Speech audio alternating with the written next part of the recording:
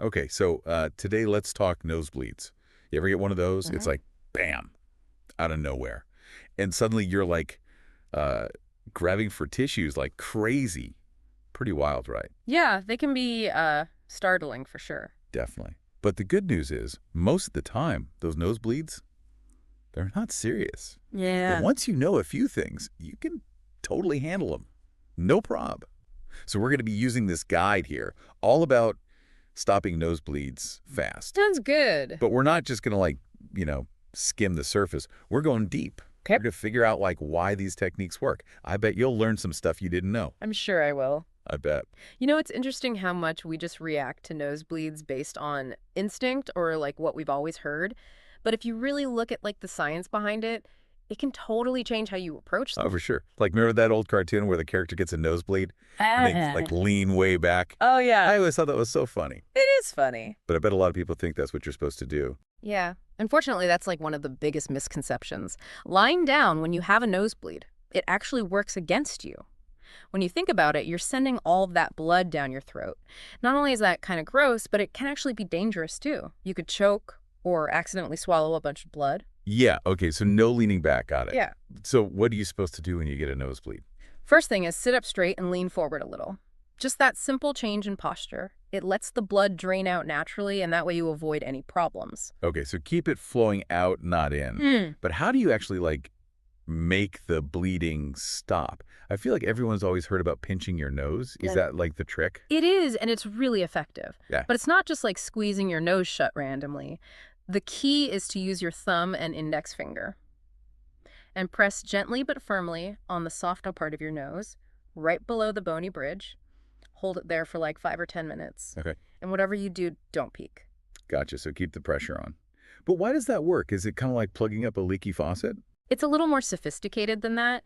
By pressing on your nose, you're actually constricting the blood vessels, giving them a chance to do their thing. Oh, so it's not just stopping the flow. It's like giving your body a chance to fix itself. Exactly.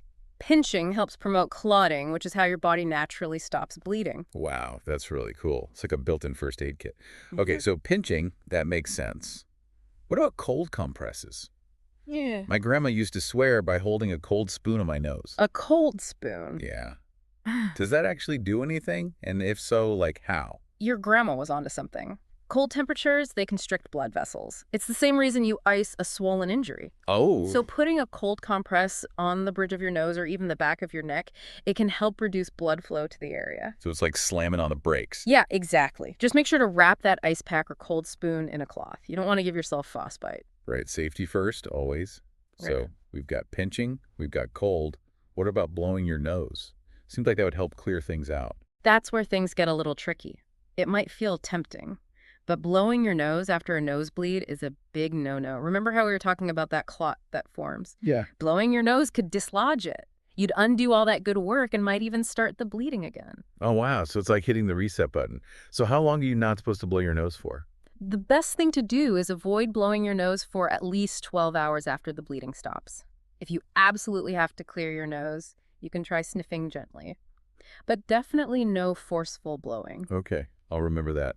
I'm already looking at nosebleeds totally differently. Hmm. It's not just about stopping the blood. It's about understanding how your body works and helping it heal.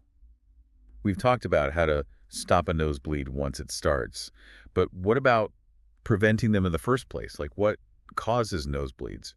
And is there anything you can do to avoid getting them? Absolutely. That's where we shift gears from like reacting to a nosebleed to preventing them long term. One of the biggest culprits is dryness.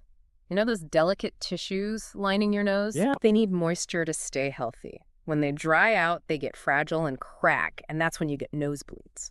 Oh, so it's like how your skin gets dry and cracked in the winter Exactly. if you don't use lotion. Right. So are we talking about moisturizing our noses? You could say that. One of the best ways to fight that dryness, especially in the winter, is to use a humidifier. Okay, so a humidifier at home. But what about when you're not at home? Is there anything you can do when you're out and about to keep your nose happy? There is, and you might be surprised by this one. It's something you probably already have in your medicine cabinet. Oh, okay. Now I'm intrigued. Tell me more. We'll be right back after a quick break. Stay tuned. All right, we're back. And I got to know, what's the secret weapon for keeping our noses moisturized? It's actually pretty simple. It's saline spray. Saline spray. Yeah, you know the stuff you use when you have a cold. Yeah. It's not just for congestion. It's a great way to moisturize your nose. Oh, wow. I never thought of that. I always thought it was just for rinsing stuff out. So how does it work? Does it like create some kind of barrier? It kind of does. Think of it as like a soothing layer for those delicate tissues in your nose. Saline helps them hold on to moisture, which prevents them from drying out and cracking. So less chance of those blood vessels bursting. Exactly. Okay, so it's like a spa treatment for your nose. Pretty much. Keep a little bottle in your bag, especially in the winter or if you're traveling somewhere dry. Just a few sprays throughout the day can make a huge difference. I like it. So we've got humidifiers at home, saline spray on the go. What about staying hydrated? I'm guessing drinking enough water is important too. You're absolutely right. Staying hydrated is key for your overall health, and that includes your nose. Even being a little dehydrated can dry out those nasal tissues and make them more likely to bleed. Oh, wow. So it really is all connected. So we're aiming for that 8 glasses a day. That's a good rule of thumb. But the best thing is to listen to your body and drink when you're thirsty. You might need more or less, depending on the day. Makes sense. So we've got the humidifier, the saline spray, the water bottle. Are there any other, like, sneaky culprits behind nosebleeds? Things we might not even realize are causing problems. There are actually quite a few. One that people often overlook is nose picking. Really? Nose picking can cause nosebleeds. It can. It's all about those delicate blood vessels in the front of your nose. They get irritated easily.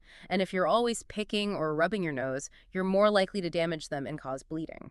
Okay, PSA time, everyone. Keep your fingers out of your nose. Couldn't have said it better myself. And it's not just the physical irritation. Allergies can also be a big trigger for nosebleeds. Allergies. How are those connected? Well, think about what happens when you have an allergic reaction.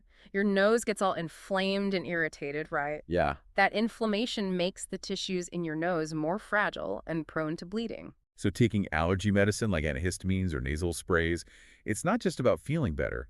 It's actually protecting your nose, too. Exactly. By reducing inflammation, they're creating a healthier environment for those tissues. It's like a chain reaction: allergies, inflammation, nosebleeds. It all ties together. And while we're talking about things that irritate our noses, we can't forget about smoke, both firsthand and secondhand. We all know smoking is bad for you in general, but what does it do to your nose specifically? Smoke is extremely drying to your nasal passages. It also damages the delicate lining, making it more susceptible to bleeding.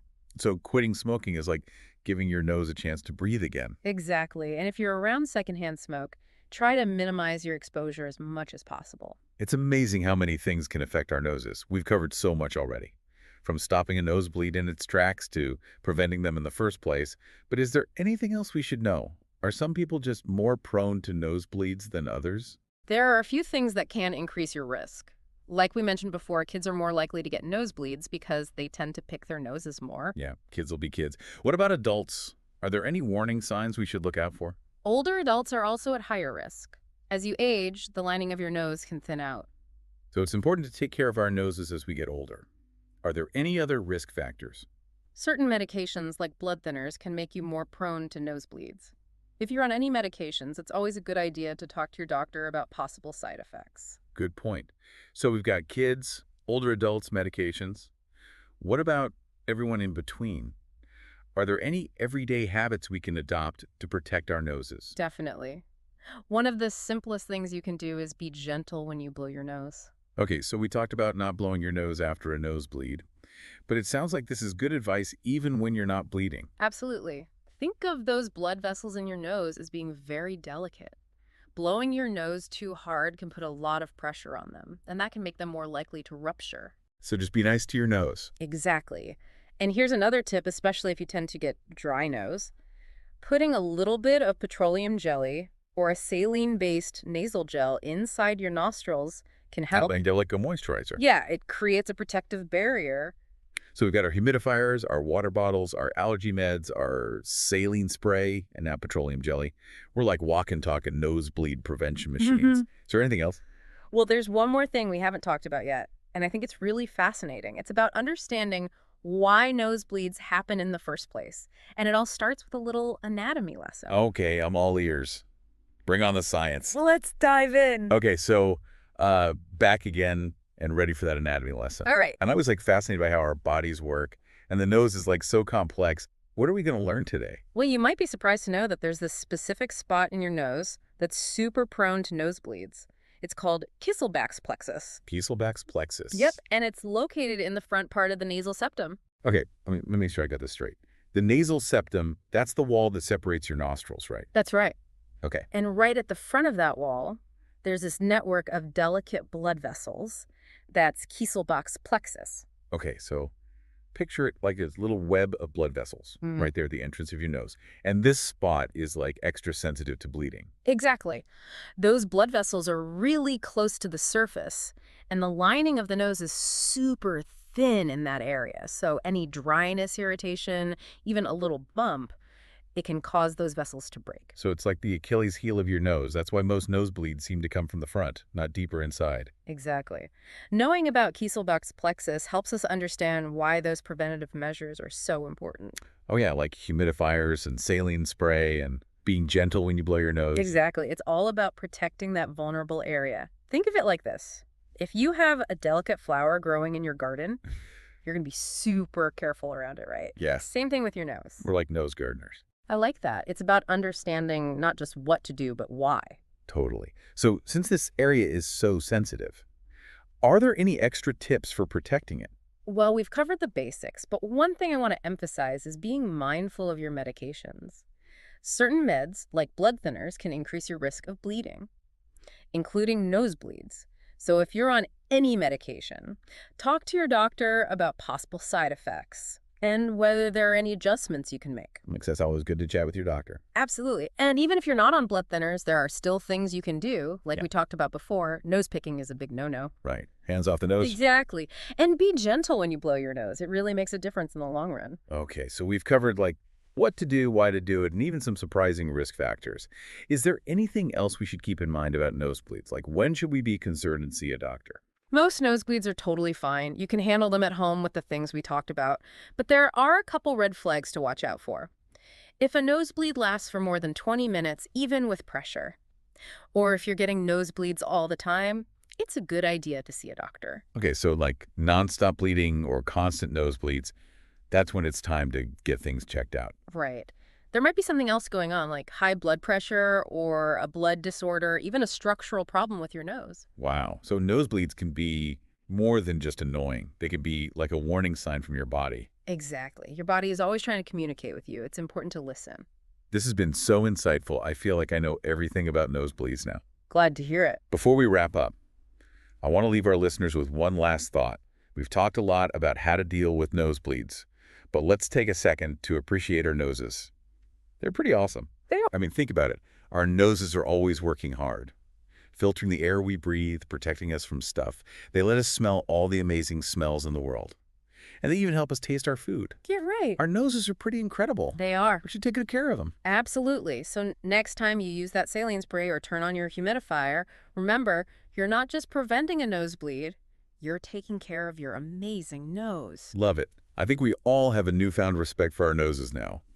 And hopefully our listeners feel like they can handle any nosebleed that comes their way. Here's to healthy noses. Cheers to that. Thanks for joining us on this deep dive. We'll see you next time.